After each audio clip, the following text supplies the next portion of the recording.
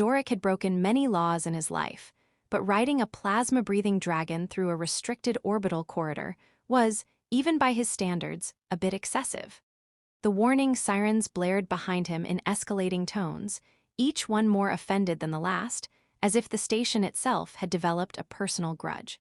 "You do realize," Blip muttered beneath him, wings slicing through the electric haze, "that this is illegal in at least 12 jurisdictions and one very judgmental moon."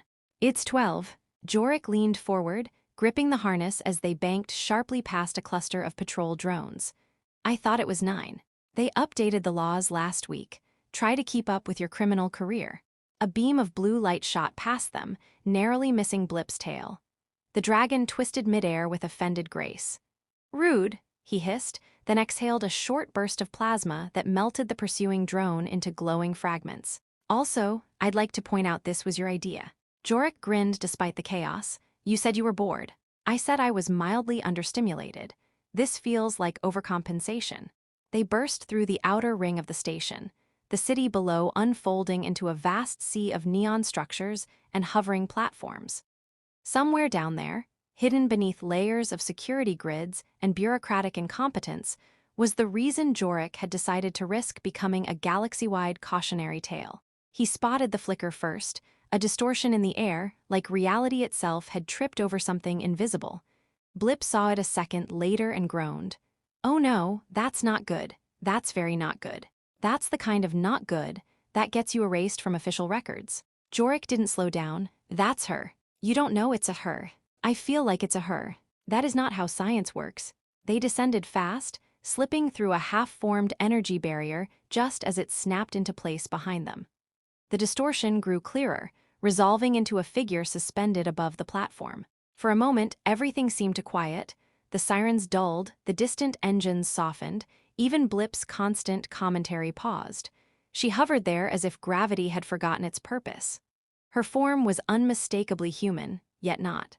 Her ears, long and elegantly tapered, framed her face in a way that made her seem both delicate and impossibly ancient.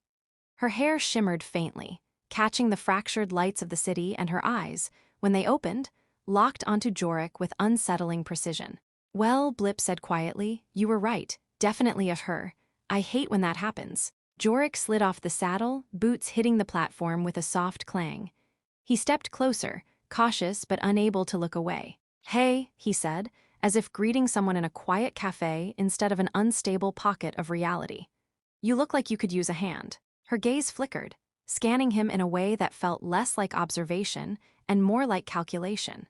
"You are not authorized to be here," she said, her voice smooth but carrying an odd resonance. "Story of my life," Jorik replied, "but I'm excellent at being unauthorized." Behind them, the sirens surged back to full volume, and distant shapes of enforcement ships began to close in. Blip shifted impatiently. "As much as I enjoy spontaneous acts of heroism, we are about to be vaporized." The woman tilted her head slightly, her long ears catching the light. "If you stay, you will be destroyed." Jorik shrugged. "Probably, but if I leave, I'll spend the rest of my life wondering why I didn't stay." He extended his hand. "So, let's make a bad decision together." There was a brief pause, the kind that stretched just enough to feel important.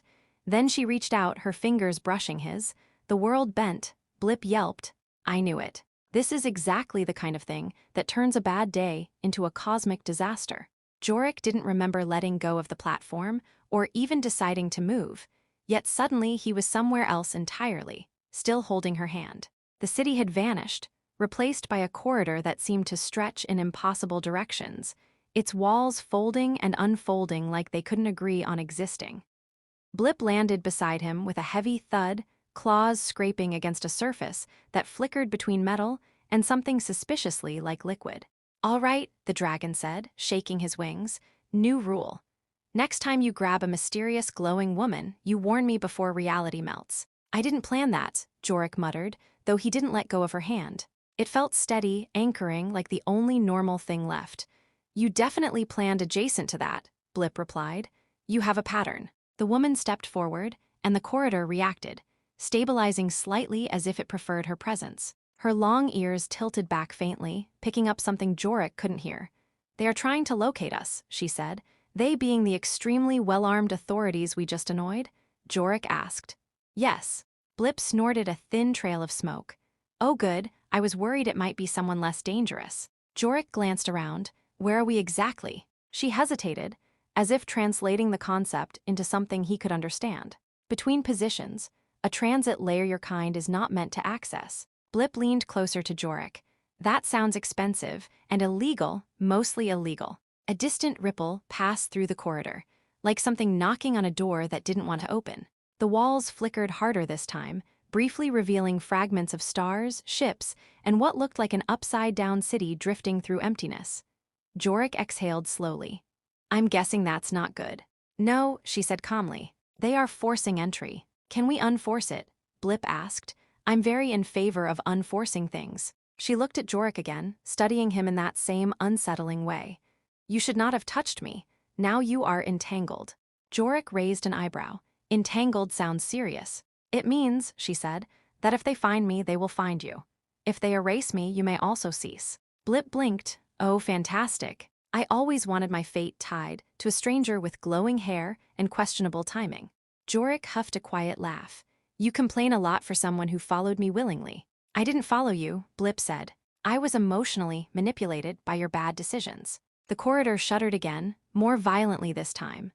A tear opened in the distance, jagged and bright, and through it Jorik could see the silhouettes of enforcement constructs, tall, mechanical forms scanning with cold precision. They are early, she murmured. Of course they are, Blip said. Professionals always ruin a good escape. Jorik tightened his grip on her hand. Okay, no offense, but we need a plan that involves not being erased. She stepped closer, her expression sharpening with focus. There is a path, but it will require trust. Blip immediately shook his head. No, absolutely not. That sentence never ends well. Jorik ignored him. What kind of path? She raised her free hand, and the corridor bent again, revealing a narrow opening that pulsed with faint light. A jump beyond their reach, but it will destabilize your physical form temporarily. Blip froze, define temporarily. She didn't answer. Jorik sighed. I'm starting to notice a pattern with you too. Another rupture door opened behind them, and a beam of scanning light swept across the corridor, inching closer. The low hum of the constructs vibrated through the space, precise and inevitable. Blip looked at the approaching threat, then back at Jorik. I would just like it officially noted that this is a terrible idea. Noted, Jorik said. And that if we survive, I expect snacks. Also noted. He looked at her. Lead the way.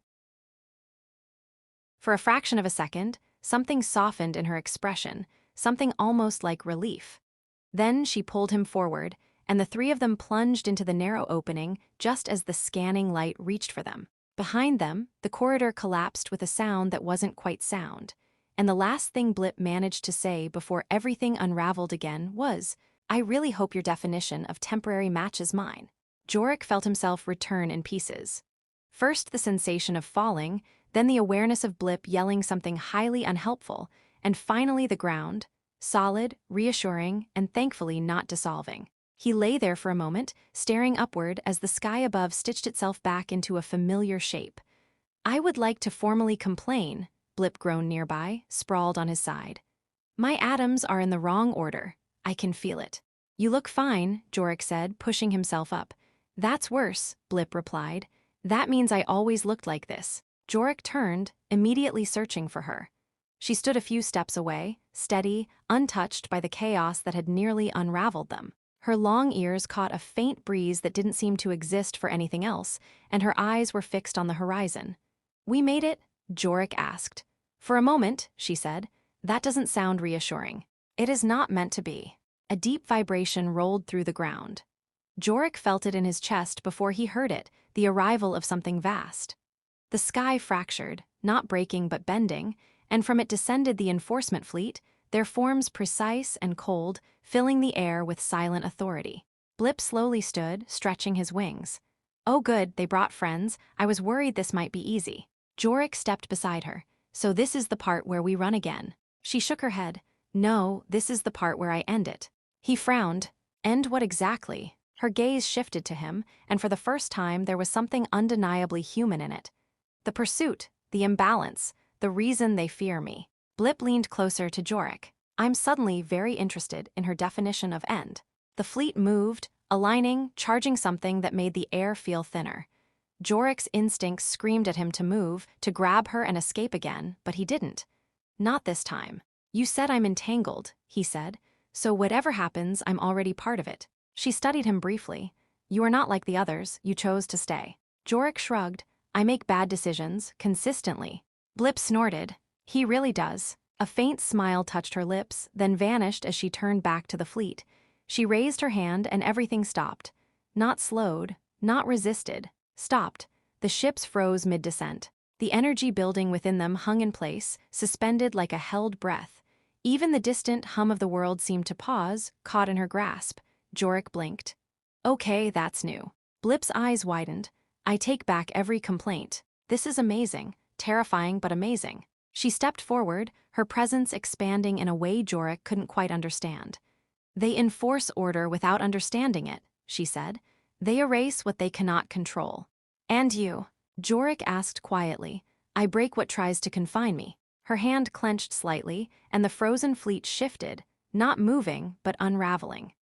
Ships folded into light, weapons dissolved into nothing, and the vast machinery of control simply ceased to exist. Blip let out a low whistle. You just ungalaxied them. It is done, she said. The silence that followed was different.